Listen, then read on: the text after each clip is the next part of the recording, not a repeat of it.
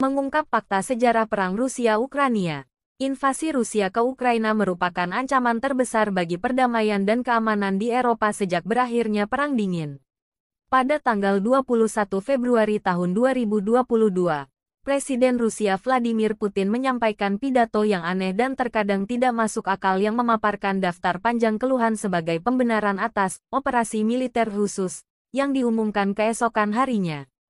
Sementara keluhan ini mencakup perselisihan yang telah lama membara mengenai perluasan Pakta Pertahanan Atlantik Utara, NATO, dan bentuk arsitektur keamanan pasca Perang Dingin di Eropa. Pidato tersebut berpusat pada isu yang jauh lebih mendasar, legitimasi identitas dan kenegaraan Ukraina itu sendiri. Pidato tersebut mencerminkan pandangan dunia yang telah lama diungkapkan Putin, yang menekankan persatuan yang mengakar di antara bangsa Slavia Timur, Rusia, Ukraina, dan Belarusia, yang semuanya menelusuri asal-usul mereka ke persemakmuran Kievan Rus abad pertengahan, dan menyarankan bahwa negara-negara modern Rusia, Ukraina, dan Belarusia harus berbagi takdir politik baik saat ini maupun di masa depan. Akibat dari pandangan tersebut adalah klaim bahwa identitas Ukraina dan Belarusia yang berbeda merupakan produk manipulasi asing dan bahwa, saat ini, Barat mengikuti jejak para pesaing kekaisaran Rusia dalam menggunakan Ukraina dan Belarusia sebagai bagian dari proyek anti-Rusia. Selama masa jabatan Putin, Moskow telah menjalankan kebijakan terhadap Ukraina dan Belarus yang didasarkan pada asumsi bahwa identitas nasional masing-masing negara bersifat artifisial dan karenanya rapuh. Argumen Putin tentang musuh asing yang mempromosikan identitas Ukraina dan, dengan cara yang lebih menyebar, identitas Belarus sebagai bagian dari perjuangan geopolitik melawan Rusia menggemakan cara banyak pendahulunya menolak untuk menerima tindakan rakyat biasa yang mencari otonomi dari dominasi SAR atau Soviet.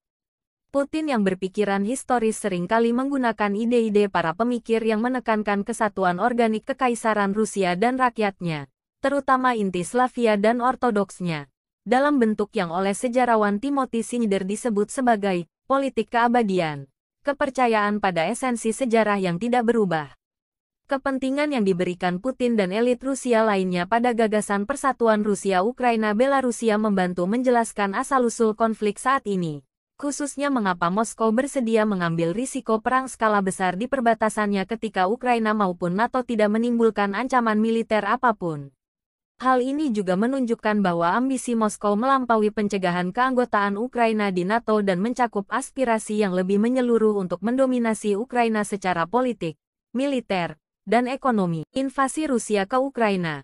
Pada tanggal 24 Februari tahun 2022, Rusia menyerbu Ukraina, yang menandai eskalasi besar perang Rusia-Ukraina yang dimulai pada 2014.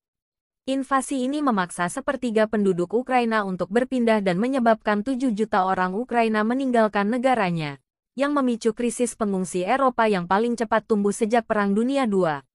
Pada 2014, Rusia menyerbu dan menganeksasi Crimea, dan separatis yang didukung oleh Rusia menyita sebagian wilayah Donbas di Ukraina Tenggara, yang terdiri atas Oblast Luhansk dan Donetsk, yang memicu perang regional.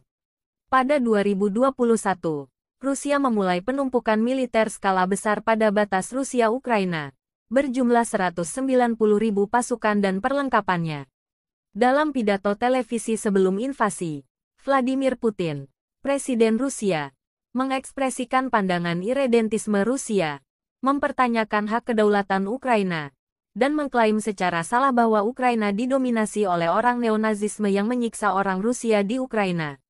Pada tanggal 21 Februari tahun 2022, Rusia mengakui Republik Rakyat Donetsk dan Republik Rakyat Luhansk, berupa dua negara satelit yang diproklamasikan secara sepihak dan dikuasai oleh pasukan separatis pro-Rusia di Donbas. Keesokan harinya, Dewan Federasi Rusia mengizinkan penggunaan kekuatan militer di luar perbatasan Rusia, dan Rusia mengirimkan pasukan ke dua wilayah tersebut. Invasi dimulai pada pagi hari pukul 5 EET. Pukul 10 waktu Indonesia Barat tanggal 24 Februari tahun 2022, ketika Putin mengumumkan operasi militer khusus untuk demilitarisasi dan denazifikasi Ukraina.